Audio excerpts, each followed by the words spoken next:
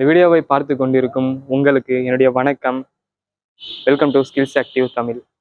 இந்த வீடியோவில் நம்ம வந்து ஸ்டடீஸ் டிப்ஸ் அண்ட் ட்ரிக்ஸ் தான் பார்க்க போகிறோம். அதாவது நம்ம படிக்கிறத எப்படி இன்ட்ரெஸ்ட்டாக படிக்கிறது, அதே சமயம் நம்ம படிக்கிறது நம்ம மைண்டில் லாங் டேர்மாக ஞாபகம் இருக்கிற மாதிரி நம்ம எப்படி படிக்கிறது, அதே மாதிரி கொஞ்ச நேரத்திலே நம்மளால் வந்து அதிகமாக படிக்க முடியும்.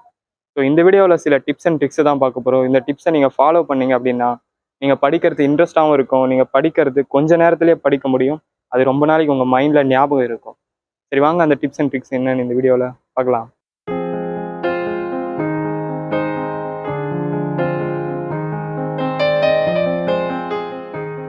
Number 1, study for learn. நம்ம படிக்கும்போது மேக்ஸிமம் மனப்பாடம் தான் பண்ணுவோம். நீங்களே அனுபவிச்சிருப்பீங்க. இந்த மாதிரி படிக்கும்போது நம்ம மைண்டில் அது கொஞ்ச நாள் ஞாபகம் இருக்கும். அதுக்கப்புறம் திரும்ப நம்ம படிக்க வேண்டியிருக்கும். அதுக்கு பதில் நீங்கள் படிக்கிற விஷயத்த புரிஞ்சு படிச்சிங்க அப்படின்னா அது உங்கள் மைண்டில் எப்போவுமே ஞாபகம் இருக்கும். உங்களால் எக்ஸாமும் ஈஸியாக எழுத முடியும். அதை தாண்டி உங்களுடைய ஸ்கில்ஸும் உண்மையாக டெவலப் ஆகும். அது எப்படி புரிஞ்சு படிக்கிறது அப்படின்னா, நீங்கள் படிக்கிற டாபிக் வந்து எதுக்காக கொடுத்துருக்காங்க, உண்மையாகவே அதை தெரிஞ்சுக்கணும் அப்படின்றதுக்காக நீங்கள் வந்து படிச்சிங்கன்னா நீங்கள் ஆட்டோமேட்டிக்காக அதை புரிஞ்சிக்க ஆரம்பிச்சிருவீங்க. நீங்கள் புரிஞ்சு படிக்கும்போது நீங்கள் படிக்கிற விஷயம் உங்களுக்கு இன்ட்ரெஸ்டாகவும் இருக்கும். நீங்கள் படிக்கிறது தெளிவாக உங்கள் மைண்டில் பதியும். அது என்றைக்குமே உங்களுக்கு மறக்காது. ஸோ இந்த மாதிரி நீங்கள் படிச்சிங்கன்னா உங்களுடைய ஸ்கில்ஸ் உண்மையாக டெவலப் ஆகும். இது வந்து எக்ஸாமில் மார்க் எடுக்கிறத தாண்டி ஃப்யூச்சரில் ஒரு ஜாபுக்கு போகிறீங்கன்னா கூட உங்களுடைய ஸ்கில்ஸை தான் அவங்க பார்ப்பாங்க. உங்களுடைய க்ரியேஷன் வந்து பெட்டராக இருக்கும். ஸோ உங்கள் மூலமாக ஒரு க்ரியேஷன் வெளிப்படும். ஸோ மனப்பாடம் பண்ணாமல் நீங்கள் படிக்கிற விஷயத்த ப்ராக்டிக்கலாக புரிஞ்சுக்கிட்டீங்க அப்படின்னா அது உங்கள் மைண்டில் என்றைக்குமே ஞாபகம் இருக்கும். உங்களுக்கு என்றைக்கும் மறக்காது. Number 2, meditation for focus. நீங்கள் படிக்கும்போது கவனிச்சிருப்பீங்க. ஏதாச்சும் ஒரு விஷயத்த கவனிச்சுட்டே நீங்கள் படிப்பீங்க. இப்படி படிக்கும்போது உங்களுடைய கவனம் வந்து முழுமையாக இருக்காது. இந்த மாதிரி இருக்கும்போது டைம் தான் போயிட்டே இருக்கும். ஆனால் நீங்கள் அவ்வளோ படித்த மாதிரியே தெரியாது. ஸோ இந்த மாதிரி பண்ணாமல் நீங்கள் படிக்க ஸ்டார்ட் பண்ணீங்க அப்படின்னா உங்களுடைய ஃபுல் ஃபோக்கஸ் அதில் வச்சிங்க அப்படின்னா கொஞ்ச நேரத்திலே உங்களால் அதிகமாக படிக்க முடியும். படிச்சுட்டு உங்களால் அடுத்த வேலை என்னவோ அதை பார்க்க முடியும். சரி, அப்படி எப்படி நம்ம ஃபுல் ஃபோக்கஸ் வைக்கிறது அப்படின்னு நீங்கள் கேட்டிங்கன்னா இதுக்கு நீங்கள் வந்து மெடிடேஷன் ட்ரை பண்ணலாம். நீங்கள் படிக்கிறதுக்கு முன்னாடி ஒரு 10 நிமிஷமோ இல்லை உங்களால் எவ்வளோ நேரம் முடியுமோ நீங்கள் அவ்வளோ நேரம் மெடிடேஷன் பண்ணலாம். நீங்கள் சிம்பிளான ப்ரீத்திங் மெடிடேஷன், அதாவது உங்கள் மூச்சு காற்றை கவனிக்கிறதா இருக்கலாம். இல்லை உங்களால் எந்த மெடிடேஷன் ஃபாலோ பண்ண முடியுமோ அதை ஃபாலோ பண்ணுங்கள். மெடிடேஷன் பண்ணிவிட்டு நீங்கள் படிக்க ஸ்டார்ட் பண்ணிங்கன்னா உங்களுடைய ஃபுல் ஃபோக்கஸ் உங்களுடைய ஸ்டடீஸில் இருக்கும். ஸோ இப்படியே உங்களுடைய கவனம் எங்கே போகுதோ அதுதான் நம்ம மைண்டில் அதிகமாகும். ஸோ படிக்கும்போது முடிஞ்ச அளவுக்கு உங்களுடைய ஃபுல் ஃபோக்கஸை படிப்பில் வைங்க. அப்போ தான் நம்ம மைண்டு வந்து அதை தெளிவாக ரிசீவ் பண்ணும். Number 3, take it easy, make it easy. நீங்களே இதை அனுபவிச்சிருப்பீங்க. நீங்கள் ஒரு விஷயம் பார்க்கும்போது கஷ்டமாக தெரியும். ஆனால் அதை நீங்கள் ட்ரை பண்ணி பார்த்த உடனே என்னடா இது இவ்வளோ ஈஸியாக இருக்குது அப்படின்னு சொல்லிட்டு நீங்கள் பார்த்துருப்பீங்க. அதே மாதிரி தான் நம்ம பார்க்குற டாபிக் வந்து மேக்ஸிமம் பார்க்கும்போது தான் அது கஷ்டமாக தெரியும். ஆனால் நீங்கள் ஒன்ஸ் படிக்க ஆரம்பிச்சிட்டிங்கன்னா அதுக்கப்புறம் அது ஈஸியாக தான் இருக்கும்.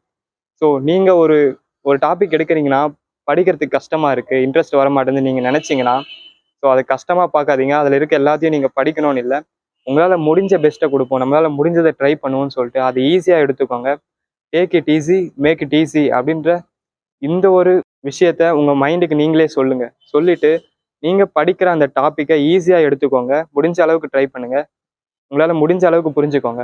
இந்த மாதிரி நீங்கள் ஈஸியாக எடுத்துகிட்டு அதை உண்மையாகவே ஈஸியாக மாற்றும் போது, உங்களால் முடிஞ்சதை கொடுக்கும்போது அந்த டாபிக் வந்து நீங்கள் படித்து முடிக்கும்போது ஃபீல் பண்ணுவீங்க, பரவாயில்ல இது ஈஸியாக தான் இருக்குன்னு சொல்லிட்டு. ஸோ உங்களுடைய மைண்டுடைய இந்த ஃபேக்கான இந்த இமேஜினேஷன், இந்த அன்கம்ஃபர்டபுள், இதை ஓவர் கம் பண்ணுறதுக்கு இந்த ஒரு புரிதல் உங்களுக்கு ஹெல்ப் பண்ணும். என்ன அப்படின்னா take it easy, make it easy. So கஷ்டமாக தெரியுது அப்படின்னா ஈஸியாக எடுத்துக்கிட்டு அதை ஈஸியாக மாற்றுவோம் அப்படின்னு நீங்கள் வந்து ட்ரை பண்ணுங்கள். Number 4, compound effect. சிறுதுளி பெருவெள்ளம் நீங்கள் கேள்விப்பட்டிருப்பீங்க. நம்ம அதிகமாக இன்றைக்கே நான் வந்து எல்லாத்தையும் படிக்க போகிறேன் ஸோ அப்படின்னு சொல்லிட்டு நீங்கள் படிக்க ஆரம்பிச்சிங்கன்னா உங்களுக்கு அது கஷ்டமாக இருக்கும். அதே நேரத்தில் இன்ட்ரெஸ்ட்டும் போய் அடுத்த தடவை படிக்க உங்களுக்கு தோணாது. ஸோ இந்த மாதிரி வந்து நம்ம எக்ஸாமுக்கு முன்னாடி அதிகமாக படிக்கிறதை விட்டுட்டு ஸ்டார்டிங்லேருந்தே நீங்கள் வந்து கொஞ்சம் கொஞ்சமாக படிக்க ஆரம்பிச்சிட்டிங்கன்னா அது ஈஸியாக இருக்கும். இன்றைக்கி நான் இவ்வளோ நேரம் தான் படிக்க போகிறேன், கொஞ்சம் நேரம் தான் படிக்க போகிறேன்னு சொல்லும்போது உங்களுக்கு இன்ட்ரெஸ்ட்டும் வரும். ஸோ அது உங்களுக்கு கஷ்டமாகவும் தெரியாது. இதே மாதிரி நீங்கள் டெய்லி உங்களால் எவ்வளோ நேரம் முடியுமோ அவ்வளோ நேரம் நீங்கள் படிக்கும்போது இது சின்ன சின்ன மாற்றம் தான், ஆனால் இது வந்து ஒரு பெரிய மாற்றத்தை ஏற்படுத்தும். ஸோ இந்த விஷயம் வந்து உங்கள் மைண்டில் லாங் டர்மாக ஞாபகம் இருக்கும். ஸோ நீங்கள் வந்து எவ்வளோ படிக்கிறீங்கன்றது முக்கியம் இல்லை, எவ்வளோ கன்சிஸ்டண்ட்டாக படிக்கிறீங்கன்றது தான் முக்கியம். ஸோ கொஞ்சம் நேரம் படித்தாலும் கன்சிஸ்டன்சியை மெயின்டைன் பண்ணுங்கள். இது உங்களுக்கு ஈஸியாகவும் இருக்கும். உங்கள் மைண்டில் தெளிவாக இது லாங் டர்மாக ஞாபகம் இருக்கும். Number 5, take it fun, make it fun. நீங்களே அனுபவிச்சிருப்பீங்க. படிக்கணும்னு நம்ம வந்து ஸ்டார்ட் பண்ணோம் அப்படின்னாலே என்னடா இதுன்னு சொல்லிட்டு ஒரு மாதிரி போராக இருக்கும். ஆனால் நீங்கள் அதை சீரியஸாக பார்க்குறீங்கன்னு அர்த்தம். இது வந்து நம்ம படிச்சே ஆகணும், இதை படித்தாதான் நம்ம வந்து எக்ஸாமில் மார்க் எடுக்க முடியும். இப்படி நீங்கள் சீரியஸாக பார்த்தீங்கன்னா அது உங்களுக்கு கஷ்டமாக தான் தெரியும். கஷ்டமாக இருக்கிற விஷயம் உங்களுக்கு எப்படி இன்ட்ரெஸ்டாக இருக்கும். இப்படி பண்ணாமல் நீங்கள் வந்து படிக்கிற விஷயத்த ஃபன்னாக மாற்றிடுங்க.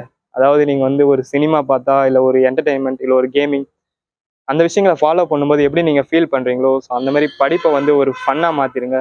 அதை எப்படி ஃபன்னாக மாற்றுறது அப்படின்னு நீங்கள் கேட்கலாம். நீங்கள் படிக்கிற விஷயத்துக்கு நீங்களே ஃபன்னாக எக்ஸாம்பிள் கொடுங்க. இந்த இந்த விஷயத்துக்கு எக்ஸாம்பிள் இதுதான் அப்படின்னு சொல்லிட்டு கொடுங்க. நீங்கள் படிக்கிற விஷயத்த உங்கள் ஃப்ரெண்ட்ஸ் கிட்ட ஃபன்னாக எக்ஸ்பிளைன் பண்ணுங்கள். நீங்கள் படிக்கிற அந்த டாப்பிக்கை உங்கள் கண்களை மூடி நீங்கள் இமேஜினேஷன் பண்ணுங்கள். இதில் இதுதான் சொல்லியிருக்காங்கன்னு ஒரு மூவி மாதிரி உங்கள் மைண்டில் இமேஜினேஷன் பண்ணுங்கள். இந்த மாதிரிலாம் நீங்கள் எந்தெந்த விதத்தில் உங்களால் படிக்கிற விஷயத்த ஒரு ஃபன்னாக என்டர்டெயின்மெண்ட் மாதிரி மாற்ற முடியுமோ அப்படி மாற்றிடுங்க. இப்படி மாற்றும் போது உங்களுக்கு ஆட்டோமேட்டிக்காக அதில் இன்ட்ரெஸ்ட் வந்துடும். இன்ட்ரெஸ்ட் வந்துச்சுன்னா நீங்கள் படிக்கிறது உங்கள் மைண்டில் தெளிவாக பதியும். எப்போ ஒரு வேலையை நீங்கள் பிடிச்சி செய்ய ஆரம்பிக்கிறீங்களோ அதில் ஆட்டோமேட்டிக்காக கன்சிஸ்டன்சி வந்துடும். So take it fun, make it fun. ஃபன்னாக எடுத்துக்கிட்டு ஃபன்னாக மாற்றுங்க. Number 6, study techniques. நம்ம பொதுவாக ஜென்ரலாக நம்ம படிக்க ஆரம்பித்தோனாலே எடுப்போம், படிப்போம், ரிவிஷன் பண்ணுவோம். ஸோ இதுதான் நம்ம வந்து ஃபாலோ பண்ணுவோம். இதையே வந்து எல்லாருக்கும் செட் ஆகும் அப்படின்னு சொல்ல முடியாது. ஒரு சில பேருக்கு இது செட் ஆகும், அவங்களுக்கு புரியும், படிப்பாங்க. ஆனால் எல்லாருக்குமே வந்து செட் ஆகும்னு சொல்ல முடியாது. ஒவ்வொருத்தருக்கு ஒரு ஒரு ஸ்டைலில் படிக்கிறது பிடிக்கும். படிக்கிறதுலே நிறைய வழிகள் இருக்குது. ஃபார் எக்ஸாம்பிள், இமேஜினேஷன் பண்ணுறது, படிக்கும்போதே அவங்க என்ன சொல்கிறாங்கன்னு கற்பனை பண்ணுறது, இந்த ஒரு வழி. அப்படி இல்லைன்னா நீங்கள் நோட்ஸ் எடுக்கலாம். படிக்கும்போது எது எது முக்கியமான விஷயமோ அதை நோட்ஸ் எடுத்தீங்கன்னா உங்கள் மைண்டில் தெளிவாக புரியும். அப்படி இல்லைனா எக்ஸாம்பிள் தர்றது, இல்லை நீங்கள் வந்து உங்கள் ஃப்ரெண்ட்ஸ்கிட்ட எக்ஸ்பிளைன் பண்ணுற மாதிரி நீங்கள் வந்து எக்ஸ்பிளைன் பண்ணும்போது உங்களுக்கு தெளிவாக புரியும். இந்த மாதிரி நிறைய வழி இருக்குது. உங்களுக்கு எந்த டெக்னிக் வந்து பிடிச்சிருக்கோ, எந்த டெக்னிக்கில் நீங்கள் படித்தா உங்களுக்கு தெளிவாக புரியுதோ, ஸோ அந்த டெக்னிக்கை நீங்கள் வந்து ஃபாலோ பண்ணலாம். ஸோ உங்களுக்கான அந்த யூனிக்கான ஸ்டடி டெக்னிக்கை ஃபாலோ பண்ணுங்கள். அப்போ தான் உங்களால் இன்ட்ரெஸ்டாகவும் படிக்க முடியும். நீங்கள் படிக்கிறது எப்போவும் உங்களுக்கு ஞாபகம் இருக்கும். அவ்வளோதான் ஃப்ரெண்ட்ஸ். இந்த டெக்னிக்ஸை நீங்கள் ஃபாலோ பண்ணீங்க அப்படின்னா, படிக்கும்போது ஃபாலோ பண்ணீங்க அப்படின்னா கண்டிப்பாக நீங்கள் படிக்கிறது இன்ட்ரெஸ்டாக மாறும். உண்மையாகவே உங்களுடைய ஸ்கில்ஸ் டெவலப் ஆகும். எக்ஸாமில் மார்க் எடுக்கிறத தாண்டி உங்களுடைய ஸ்கில்ஸ் ஃப்யூச்சரில் கூட உங்களுக்கு ஹெல்ப் பண்ணும். இந்த எல்லாத்தையும் தாண்டி முக்கியமான சில போனஸ், அதாவது பேசிக்கான சில விஷயங்களை மட்டும் சொல்கிறேன். அது என்னென்னா, நம்ம காலையில் எழுந்திரிச்சு படிக்கும்போது நம்ம மைண்டு தெளிவாக இருக்கும். ஸோ அந்த நேரத்தில் நம்ம படிக்கிறது தெளிவாக நம்மளுக்கு புரியும். இதை நீங்கள் நிறைய பேர் அனுபவிச்சிருப்பீங்க. காலையில் படிக்கும்போது நம்ம மைண்டில் நம்ம படிக்கிறது தெளிவாக புரியும். இன்ஃபேக்ட் நானும் இதை வந்து அனுபவிச்சிருக்கேன். ஸோ மார்னிங்கில் எழுந்திரிச்சு படிக்கிறது பெஸ்ட்டு. அதை தாண்டி நீங்கள் வந்து ஒரு குறிப்பிட்ட டைம், டெய்லி இந்த டைமில் நான் படிக்க போகிறேன்னு சொல்லிட்டு ஒரு டைமை ஃபிக்ஸ் பண்ணிட்டீங்கன்னா அந்த டைமில் உங்களுக்கு ஆட்டோமேட்டிக்காக மோட்டிவேஷன் வரும். ஸோ ஒரு கன்சிஸ்டன்சியும் இருக்கும். ஸோ இந்த மாதிரி மார்னிங்கில் படிங்க. அதை தாண்டி ஒரு குறிப்பிட்ட டைமை ஃபிக்ஸ் பண்ணி வச்சிட்டிங்கன்னா அது பெஸ்ட்டு. அடுத்தது முக்கியமாக ப்ராப்பர் ஸ்லீப். நிறைய பேர் தூங்காமல் கூட படிப்பாங்க, நீங்கள் கூட இருக்கலாம்.